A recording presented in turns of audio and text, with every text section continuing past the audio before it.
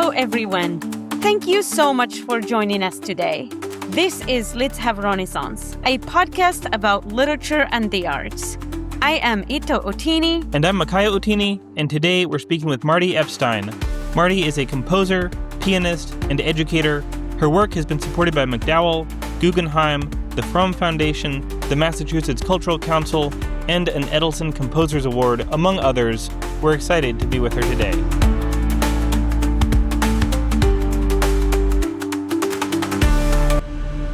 Thank you for tuning in. We're excited that you're here. Why don't you also subscribe, like, comment, and share this episode with your friends? And if you know anyone who wants to come on the podcast, please do send them our way. Also, if you haven't yet, sign up for our free newsletter where we share updates, resources, and opportunities.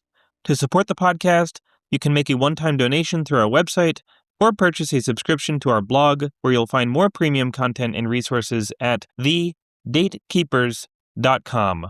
Thank you for being a part of our community. Marti, thank you so much for joining us. We're so excited to have you. Can you tell us about yourself and what are you working on now? I am originally from Omaha, Nebraska, but I've lived in the Boston area since the early 80s. I came here to go to grad school at Boston University, and that's where I got my master's degree and my doctorate. And what I'm working on right now is I'm writing a piece for the Departure Duo, which is Nina Guo, soprano, and Eddie Cass, double bass. And I received a Fromm commission earlier this year to write a piece for them. My piece is a kind of retelling or fleshing out of Lady Macbeth from the play Macbeth. I'm taking all of the things that Shakespeare wrote for her to say, and I'm mixing them all up to make a more sympathetic narrative. It's hard to imagine her being sympathetic, but this is what I've been working on. Oh, that's interesting. How did you find your way into that project? That's actually kind of an interesting story. Nina, the soprano, told me that she was very interested in me trying to find a text by Edward Gorey. And I found a perfect text by him, actually, and wrote to his trust. And after about 2 months of back and forth with them, in the end, their conditions for me as the composer were not acceptable. They didn't want to give me full permission to use the text until after I had written the piece and after they had heard it, and only then would they decide if I had permission to do it. And needless to say, that was not acceptable. So I had to scrap that idea. And then, Nina had mentioned to me that she was very interested in female characters that were not necessarily immediately sympathetic or that were evil somehow. She mentioned that she was interested in fairy tale witches and things like that. So I went down that rabbit hole first. And then I realized there are witches in Macbeth, so that's how I got to Lady Macbeth, as I was reading about the witches and the role that they played, and then eventually I got to Lady Macbeth, and I cobbled together the text from what Shakespeare had already written. So none of the text is my own, but it's my own organization of the text, if that makes sense. We've talked to a number of composers on this podcast. Most of them use the term classical music, but some with more comfort than others. And I know you've got some interesting thoughts on what the term classical music denotes and an interesting story in terms of how you came to apply it to yourself. Can you share that? Well, I've thought a lot about this for many reasons, one of which is that I teach at Berkeley, and at Berkeley, classical music is, I guess I would say it's misunderstood.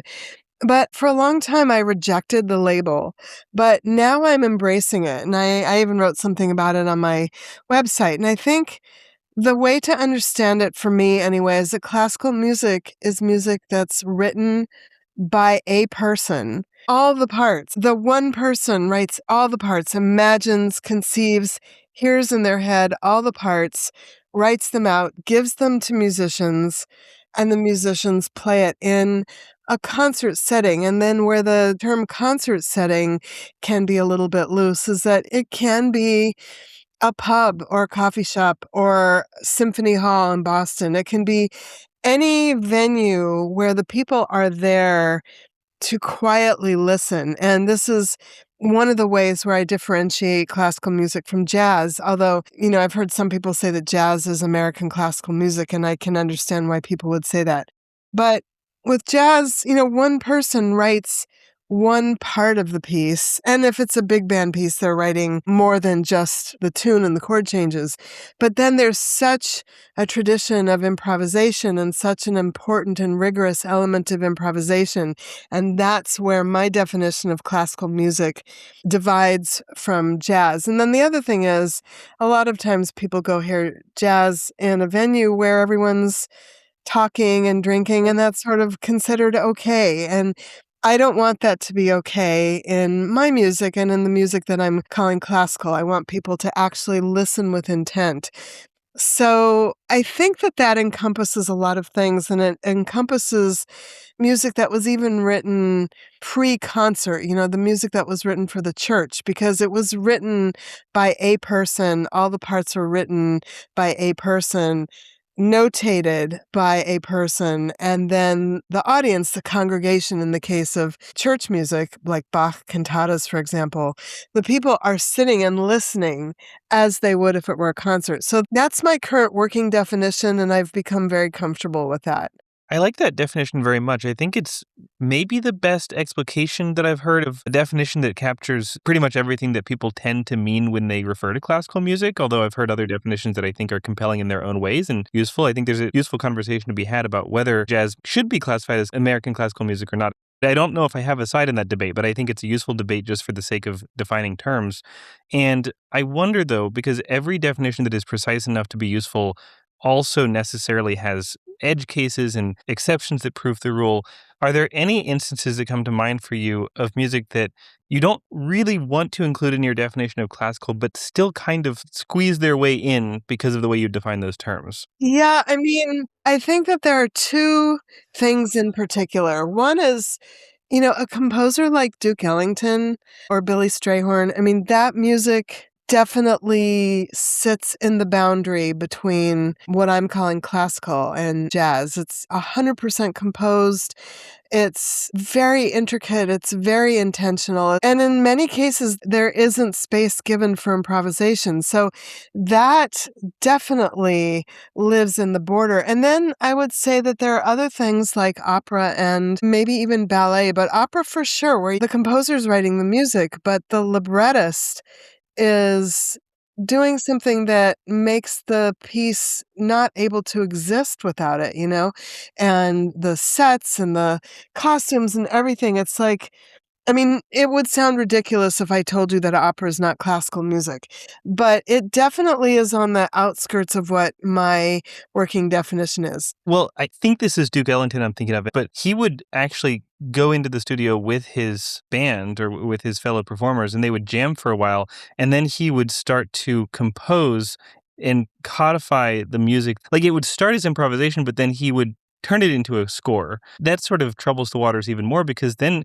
it is composed, and technically it's one person composing it, but a whole bunch of people were actually involved in the composition before it was written down. Yeah, What? for sure, Yeah. for sure. And then there are many examples of, I teach a class on John Cage, and we were talking a lot during part of the semester on some of his graphic scores and some of his more indeterminate pieces where he's determining the parameters of the piece, but the performers are determining the outcome. They're determining what actually is happening in the performance. And all I can say about that is that I actually love that there is potentially so much gray area between what we call classical music and then these other things, because then we can fold them in if we want, and we cannot fold them in if we want. I tend to think make the room bigger, make the room as big as possible. Let's have all of that enter in, because the reason why I started thinking about this is because I hear students say things like, I hate classical music, it's so boring. I want to throttle them. But I don't, because I like my job and I want to keep it. And I also, have compassion for these kids. But I want to say, and sometimes I do say to them, classical music is so much bigger than you think it is. You can't say you don't like it, or you can't say it's boring. You have to understand that it encompasses so much music. You can say you don't like or you don't respond to a certain subset or a certain slice of it. But I just think it does all of us who call ourselves classical musicians so much of a service to make the definition more broad instead of less broad.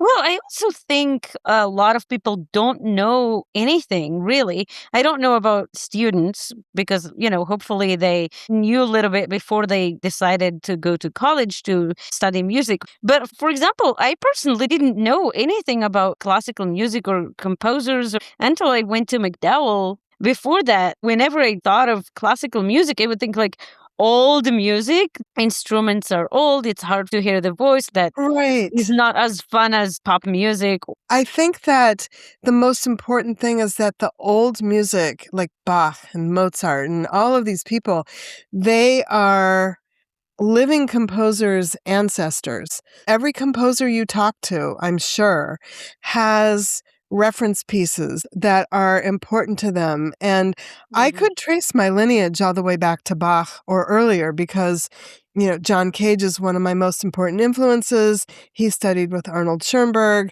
One of Arnold Schoenberg's favorite composers was Brahms. Brahms was closely tied to Beethoven. You see where I'm going. Beethoven could not have existed without Bach, and it goes on and on and on. So I think that's why it's important to say a composer living in 2026 and a composer living in 1726 are Mhm. doing exactly the same thing, but the language has evolved. The That's language true. changes. Yes. Language always changes. Art always Mhm. changes. But I see myself, this might be a little bit arrogant, but I see myself as being a colleague in a way with Bach and Beethoven and all those people. I mean, So, that's true. And I think because not everyone listens to classical music now, what you hear, for example, in the stores or shops or whatever, is just pop music, and there's not much knowledge of what's going on. yeah, I think that's a marketing problem. I think Yeah. that, there's all this stuff going on with the Boston Symphony right now. And I think that they are just sort of sitting back and expecting that people will come to the concerts, and they're not doing enough of an outreach to show and demonstrate what the relevance of the music is. I hear them say a lot, we need to make the BSO more relevant. No, the BSO is already relevant.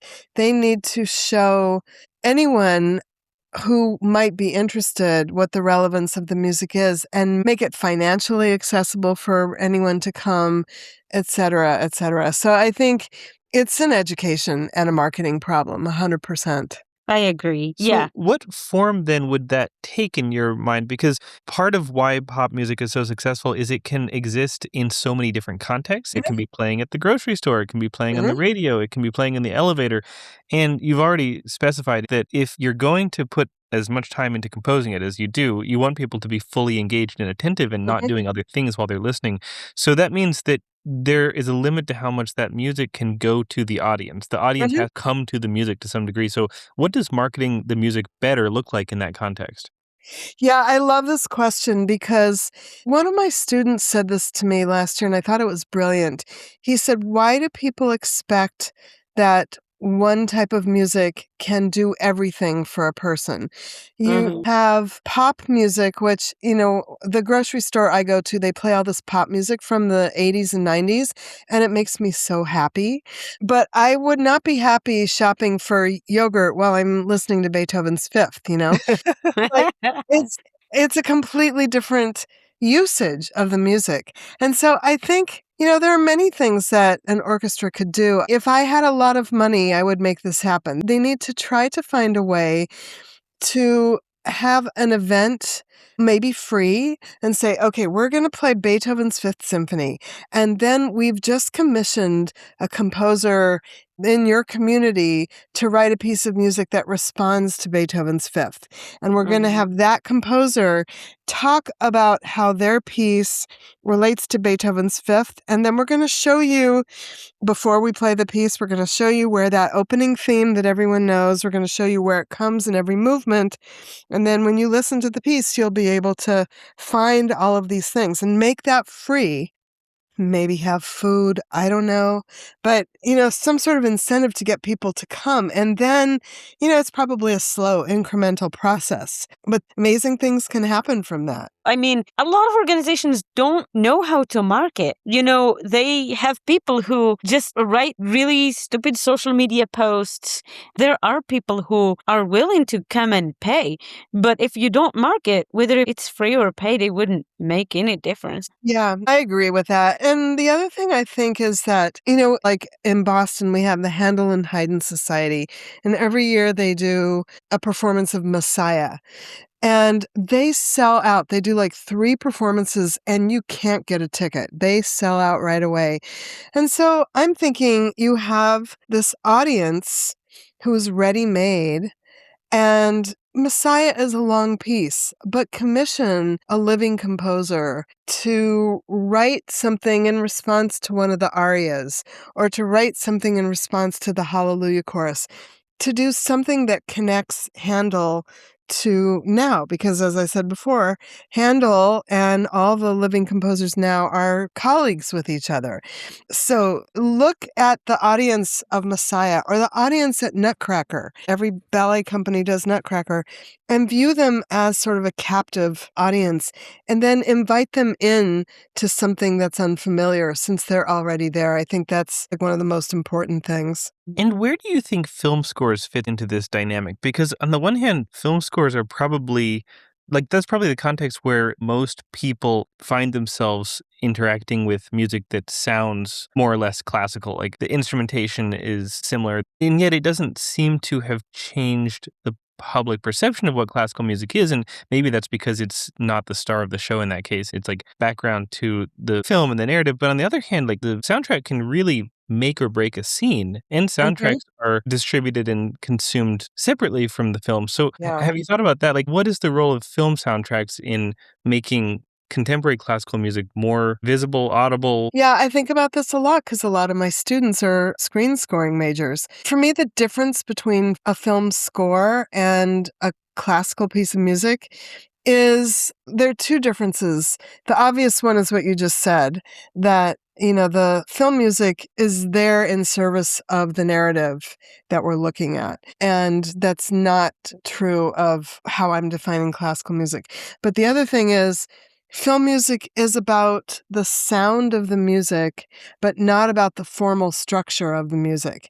And a classical piece, and this is where it might require more on the part of the audience member, has to take charge of the narrative trajectory all on its own. And that can be hard for some people to find their way into. And so I don't know what the answer to that is. I got started as a composer because I became obsessed with the score to Star Wars, because I was 17 when the first Star Wars film, the one I think is the first. What do we call it? The New Hope? I don't know. That's not what it was called in 1977. But anyway, I was so obsessed with that score, and I bought the record and I listened to it all the time. But then I realized that John Williams has all these reference pieces that he's calling back to. And so that was my gateway into Rite of Spring and Rite of the Valkyries and The Planets by Holst. And, maybe that's something that an orchestra could do. They could do part of a film score and then play music that the film composer is influenced by. I mean, there's some really, really adventurous film composers like Johnny Greenwood and even sometimes Hans Zimmer. And it could be cool to play music that is clearly reference music for that. So maybe that's part of the answer. I'm not sure, though I do think about this a lot. And when you're composing, what types of emotional states are you interested in eliciting in your listeners? And I mean, I'm sure you don't have just one emotional state that you're aiming for. It depends on the composition. But Yeah. what are the states that you tend to be interested in, and how do you evoke them? I love this question because the way people usually ask it is not the way you just asked it. The way people usually ask it is, how do you feel when you're composing? And my only answer to that is pure terror, because I either don't know what I'm doing yet, or my deadline is tomorrow, or whatever. So I love the way you asked it instead. But, I don't know if I So first of all, what I would say is I don't want to dictate my listeners' emotional response. I want them to have an emotional response, but I don't want to say what it is. So when I compose, I'm thinking about something that even transcends specific emotions. I'm thinking about time and how I can alter my listeners' perception of time, take them outside of felt time, and give for them an experience of a new sense of time or a sense of time that they wouldn't have experienced otherwise. And I find that as a result of that, people often have very, very strong emotional responses to my music, but I'm primarily interested in my listeners' experience of time passing and of memory also, because that obviously impacts how we experience time. If you think you remember something that happened in the piece, that can really shape how you're experiencing how the time is working in the piece. So that's really more what I'm going for, more specifically what I'm going for. And what is your advice for younger composers to, promote their work, Mm. market their work, and just to get out there? What is your advice as someone who has been in the field for a long time? hmm I also love this question because, I just gave a commencement speech at Longy School of Music here in Cambridge, and I talked about this in my speech because, here is a group of musicians, not just composers, but musicians who have a newly minted degree in music, and what are they supposed to do with it? And it's kind of terrifying for us as musicians because we don't do the thing where we go to school and then we get a job related to what we went to school for and then we're all set. We have what I like to think of as a zigzag life. And I like to tell my students, and I mentioned this in my speech, that I've had so many wacky jobs in my life. I don't need to tell you guys now, but just really crazy things that did or didn't have to do with music. And so what I would tell a young composer is you have to support yourself, but you don't have to support yourself with your music just yet. So take any job that can help you do that. I just ran into a former student of mine who was a docent at the Institute of Contemporary Art in Boston, and she said, this job is perfect because she can look at art all day and think about her music. And I thought, yeah, see, this is great. So in terms of earning a living, I would say do anything you can if you like to teach or if you think you might like to teach. I think that teaching other people how to make music is a privilege because I think creating art, especially in our weird, chaotic world, is sort of like a moral imperative. So teaching other people how to do it is important and very beautiful. And then beyond that, composers need to be friends with performers. They cannot exist without good relationships with performers. And composers need to cultivate a kind of maybe even ensemble or a collective with performers. Find performers who are interested in performing works by new composers. And you find those people when you're in school. And I would say, don't burn any of those bridges. Organize concerts with people and go to a lot of concerts and meet people and be a known entity. And, even though I can't tell you step by step how I built my career because it was very zigzag, I do know that it has been very important that I go to a lot of concerts and I see a lot of people and I'm a known person in the Boston new music world. Just, be open to doing lots of different things, be a nice person. I love that because I personally had to do everything, including cleaning, Yeah. whatever, as I Yeah. was going through school. And I am not ashamed of those things. They actually help make me the person I am today. Of Like, yeah. course. Of Yeah, course. no, I love that. Yeah.